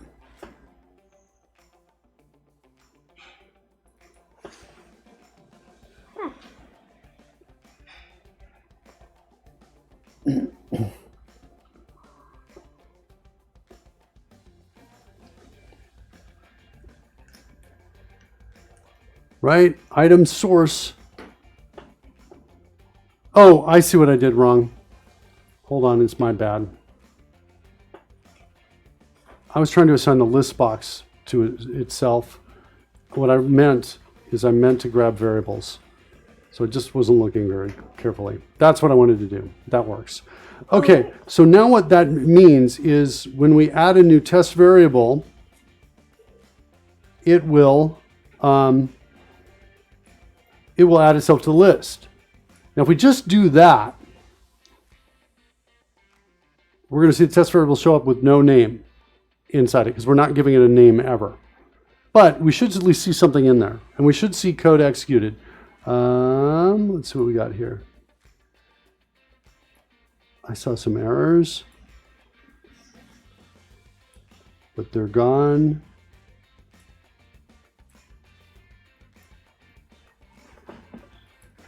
Got a user control 1. I got a reference somewhere to user control 1. I thought we did a build all solution, rebuild solution, we got it all to work. Did I not try?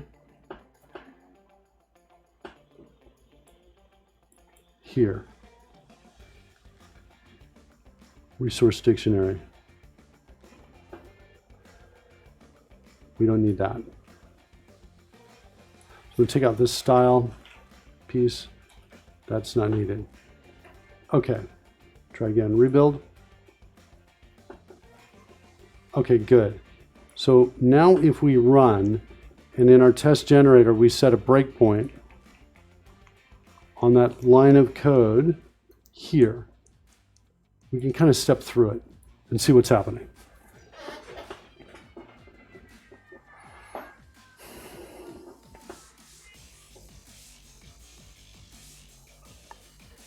So once you select like those two data points, just to select some data points, hit test selection.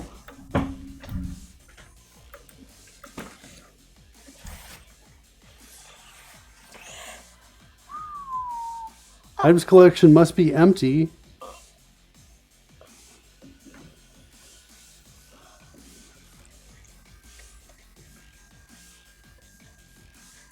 Oh, I know why. It's because the items collection is not empty because I added a sample item for you. Does that make sense? I don't know if hot load, XAML hot reload will make this work now all of a sudden. Looks like maybe, no it didn't. All right, let's run it again.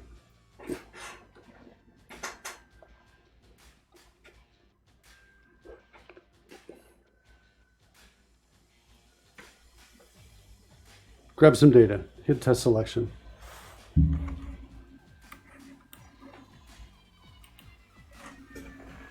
Good, choose right click and choose add time.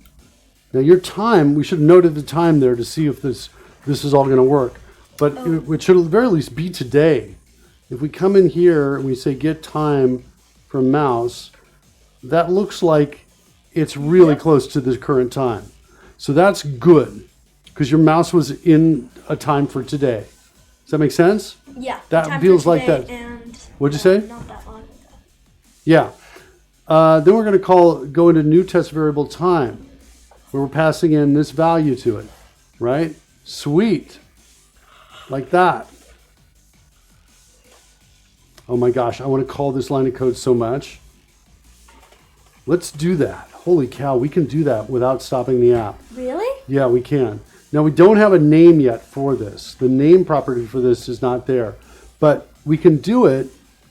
We have that event handler. I thought we had an event handler for generate. It might be this one.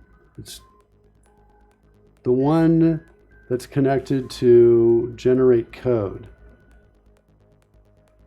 Generate test. Oh shoot, we didn't have an event handler. That's okay, we can still do it. Click, new event handler, like that. Now get in the code, set a breakpoint for that, and in, well actually at this point what we're gonna do is we're gonna say, we wanna create a new string builder. Oops, that was your template right there. So we'll say new string builder, like this. We'll call that code, and then we're going to go into our variables, right? And we're going to do for each. This is going to be a test variable.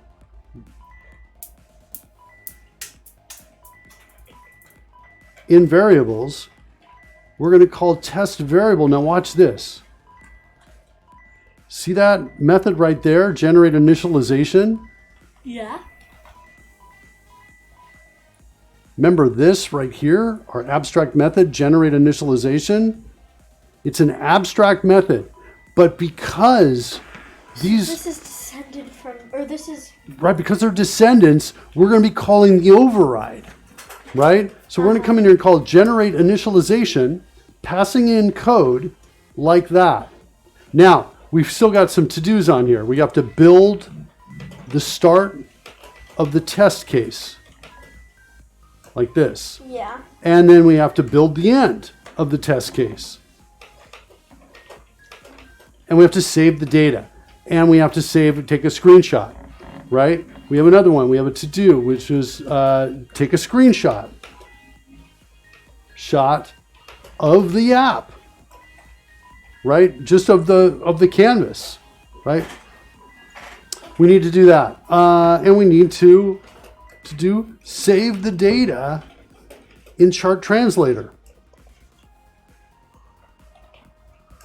So we have to do all of those things, but we can at the very least check to see if that code that we generated is correct and if it will compile. Because we can copy it to the clipboard when we get to this point and then paste it into our own code and see if it actually is something that will work. Does that make sense? Yeah. The only problem is name is not set, so the code won't be correct unless we modify name in variable, but we can do it right here at the breakpoint. So let's run it. Okay, I was expecting to see variables show up in this list. The reason not, oh, it's observable collection. Hold on, that's what I was trying to remember. Observable collection is what we want instead of list, I think. An observable collection can tell WPF that observable collection. That's what I think it's called. It'll tell WPF when it's been changed. And then that way when we call variables.add, we'll see it in the UI. We'll see the elements added. Okay, so we'll run it one more time. Oh, one other thing I want to do. Since I want to make a call here to get new variable name like this. And all it's going to do is it's just going to get a new variable name. So we're going to create a method that returns a string called get new variable name. We're going to have a counter, num variables created. Just something simple for right now, Campbell. We can fix this later. Okay, and then we're going to say this is going to return variable var plus num variables created, like that. Yeah. And then we're going to increment num variables created. Whoops. Like that. So it's just going to say var1, var2, var3, var0, whatever. var1, var2, var3. Like that. Okay, what's my problem here? Unreachable code. Oh, because I've got the return. Okay, let's do this instead. Let's put the plus here. And let's start this at 0. Okay, cool. Or maybe the plus here. That's crazy. But it's the first time I've ever used that in my life. But that'll increment it before the reference occurs. Increment. What is it incrementing? It's incrementing this. I know this is a little crazy. I've never used this before. Maybe I shouldn't do it. I'll come back over here. And I'll just change this to a 1. I don't like that either. All right, it's going to just start var0, var1, var2. That's what it's going to do. Now, in test variable time, we need to add one more parameter to it, right in here, like that. And then we're going to, I think what I'm going to do is go into base, call base, and pass in name like that. And then base means test variables constructor here. And we're going to have this take a string called name. And then in here, we're going to say name is equal to name. So it's just easier for all the other ones if all I have to do is just do this, call base like that. All right, so now we're going to set the name. Now I'm expecting this to really, it's got a shot of working. And we'll be able to test to see if this code here is actually going to work. That's what we're about to test. So let's get some data. Wait for the data.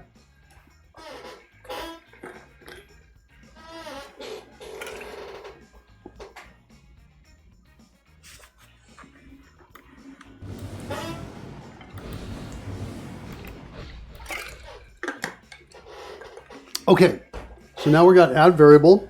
You can hit F10. And this goes through. You might try clicking there to evaluate the values in those two places. Click here to evaluate the values. That should say var0, good. This one should be like the current time or wherever the time was you selected. Yeah. Oh, I love trash. Oh.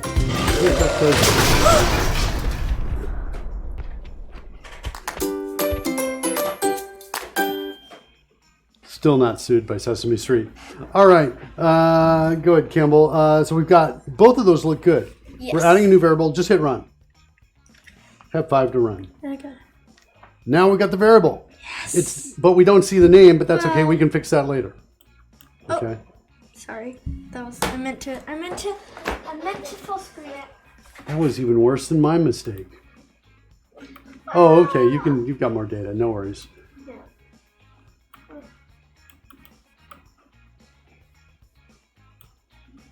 I want to fix this too. Remember we talked about fixing that? All right. So now we're here.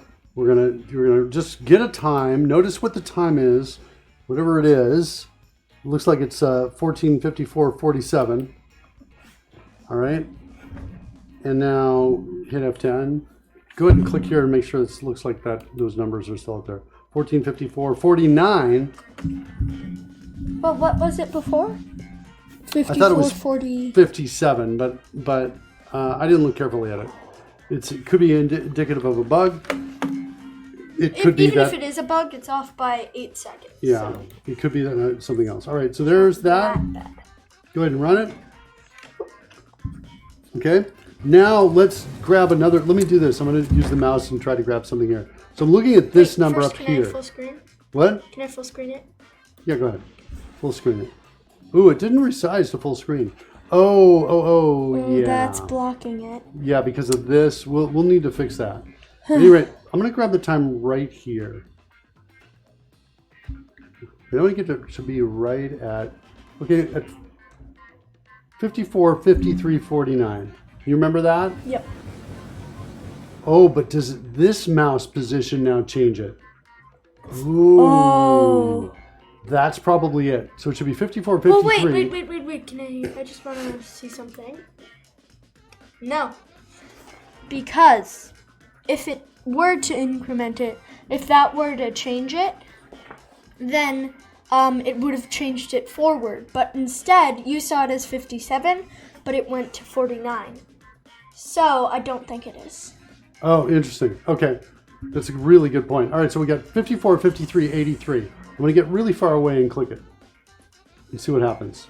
And what do we got? 50. No, it looks good. 54:53, right? Oh, yeah, but it doesn't say .83. Yeah, it doesn't have the it other doesn't point show on that, it because this is the way it's displaying it, but it probably contains it. All right, so now I'm going to run it. And now I'm going to hit generate test. Notice we have two variables now. Same name. These should, we're going to have this displayed properly, but Yeah. go ahead and hit generate test now. We should get a breakpoint. Good. Run it again. There's another breakpoint right there on line 125. That's the one I want to hit. All right. Now, we're in our first test variable. Let's hover over that. It's called var1, Yeah. and its value is this time. Uh-huh. Okay? That all seems correct. Go ahead and hit run one more time. I'm going to hit a breakpoint there. Go ahead and run one more time. Ooh, we got a breakpoint in here. All right, cool. Let's go hit F10. Go ahead and click to evaluate. Uh-huh. Look at what it that's says. correct. Datetime var1 equals datetime parse that string. Yeah, this all seems correct. It's not bad. It does not have the precision that we talked about. It doesn't? What precision? The precision of that you were just talking about. Notice it Yeah, only it had doesn't. seconds. It didn't have thousands of seconds. Oh, okay. Milliseconds. The reason for that is the value we passed in here. Is that right? Oh no, it's this. It's this call right here. This is what we need to change. This one. We need to say toString on it, and we need to pass in what its string conversion is going to be. Somewhere in this code, I think I've got the letter F 2 or 3 times. There it is. That's our string right there. So that's what I want to take.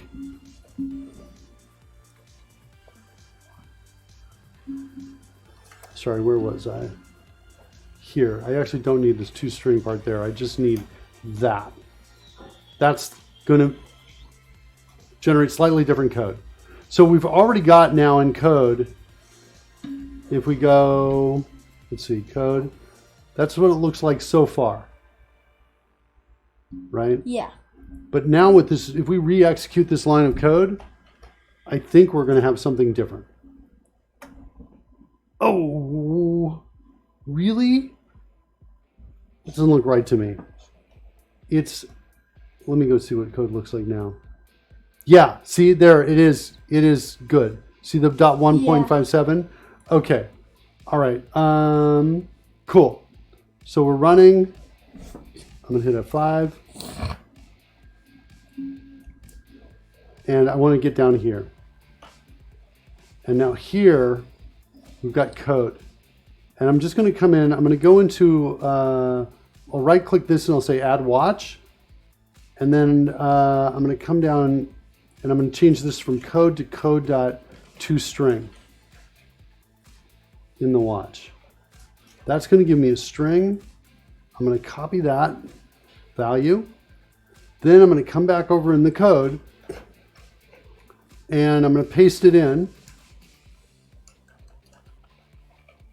And it's highlighted as a string, so I'm going to kind of remove the escaping here to kind of get it. Ooh, all these are var1s. Oh, no, wait, because we executed that line of code several times. That's okay.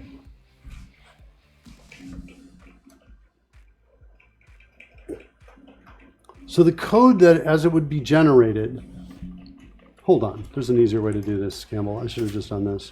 See that right there? Yeah. It's a text visualizer. Now I can just come in and grab these last 2 lines of code like that.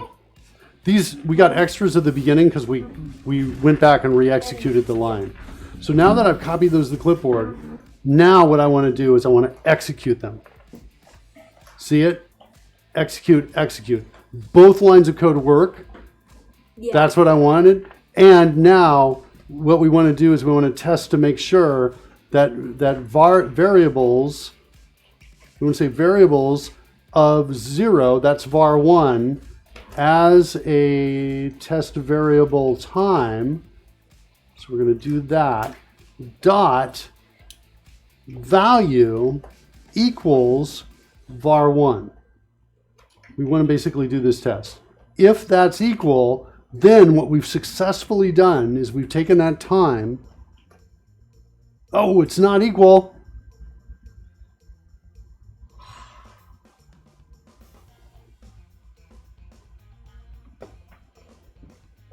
What's the value equal to? This says it's 1154.49. 1154.49. They're not equal. The reason they're not equal, Campbell, is because we only put in 3 decimals of accuracy. I bet that's what's really going on. That these are incredibly close. Because if we compare them, look, the time is the same. Yeah. Right? The time shows and displays as the same.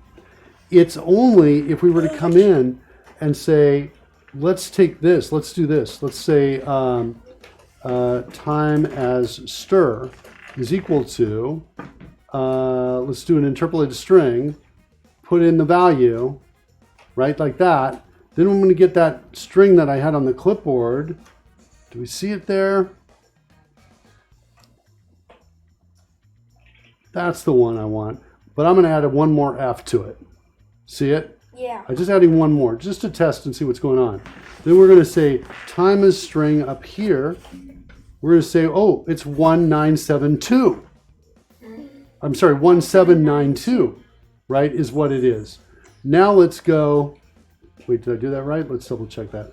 Do I need 2? Let's try it again. I just want to, I had an extra. There we go. Okay, 1792. But if we do the same thing with var1 instead of that, of this, for var1, if this is a different value, this is why they're not equal. Like that. So we're going to execute this line of code. And yeah, see, it ends in a 0. Oh. And this ends in a 2. That's why they're not equal. Because we're not saving it all the way down to as many decimals as it's accurate. It's something to consider, right? The question is, how many decimals do we want to save out? How many are important? But the good news is we're generating code, right? We're a step closer. We're generating code. We've got a list of variables, even though the list isn't. Let me keep running it right here. We've got a list of variables that we now created. We want to move this off to the side so it's always aligned to the right. We're going to make this wider and fatter. We need to kind of clean this up so that this isn't so much at the top and this isn't so much at the bottom. We need to be able to add prices, data points, and ranges. We need to save the data out. This is what we're going to do next week. Yeah. But we're closer. We're closer. And to kind of review this, right, if we go back over the notes, we started by saying, let's create a class called test variable. It's going to be an abstract class with an abstract method, generate initialization. We created a descendant of that class, test variable time, just as a test, right, Campbell? If we look at the code for test variable time, like, let's look at that code. Go back over to your machine over there. And let's see if I can get the mouse over there. Test variable time, right? This is what it looks like. Not a lot of code here, right? We've got our constructor where we're going to get the name of the variable and we're going to get its value. Test variable price won't have a date time here. It'll have something else, like a decimal, Yeah. right? That's what it's going to be.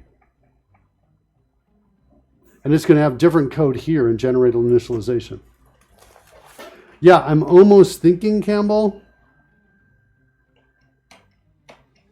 of doing that. Like throwing out a whole bunch of these out here, right? If I knew how many decimals of precision it had, I'd put that many Fs out there, is what I do. So we could have a really super accurate test case generation. Yeah. That might be better to do than keeping it. Yeah. I think the more accurate, the better. Yeah, I think it would too. And what harm can it do? Yeah, the other thing we can do too is we can change the time. We could, in our analysis, we could say, well, let's round it. Let's round it to a certain number of decimals of precision. And then can check to see if they're the same. But that's it. That's all we have to do for test variable time. So I'm assuming that test variable price is going to be similarly easy. We still don't have the connection where we're drawing something yet. On the, Yeah. we're not drawing the picture yet. Right? And by that, when I say drawing the picture, I mean we're not doing this yet. But it's going to look like this. Something like that. With the name. Right? That's what it's going to look like. Yeah. Or something like that. And then Okay. Go ahead, what do you want to say? No, nothing. You can go. All right, you want to check in that code? Yeah, that's what I'm doing. Kids, thanks for joining us. Thanks for hanging out. See you on Friday. And we'll see you next Friday, The where we'll 20th. finish this up. What'd you say? The 20th. Is that true? I believe so. Yeah, it's the 20th. Kimmel and I are getting ready for a move. Yes. We're going to go to Valencia, Spain for a little bit. Hang out over there. Learn some Spanish. Do you want me to help assist with the typing over here? yes, Is sorry. that helpful to you? What did we do? Well, we created test variable time,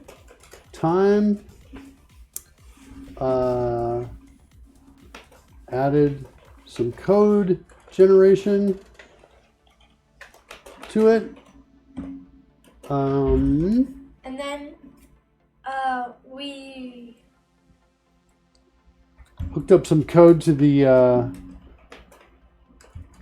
event handler on when the menu was hooked up some code to add a new time variable in response to the menu click.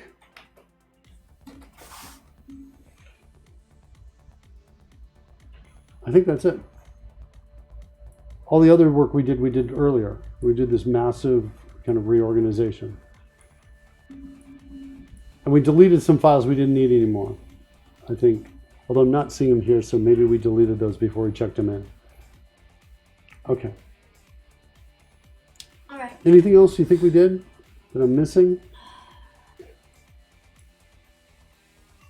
No, not that I can remember. So these are our to-dos for next Friday and Saturday. Take a screenshot of the app, save the data in the chart translator, build the start and the build test and then case, build the end of the test case. Right? This code here, oops, we can delete those 2 lines of code. Because those two, Yeah, or not. these two are just testing to make sure that Because these we got from our code generation, right? So this is going to be so sweet. These are going to be what lines of code are going to look like inside of the test case. It's going to say var1, but it'll have a better name than var1. Yeah. We'll give it a name. We'll be able to name it or rename it. Okay, let's save that, and then I'll update it. This should update here. There we go. Those are our to-dos. Okay, stage all, commit. Let me get a raid going. /main.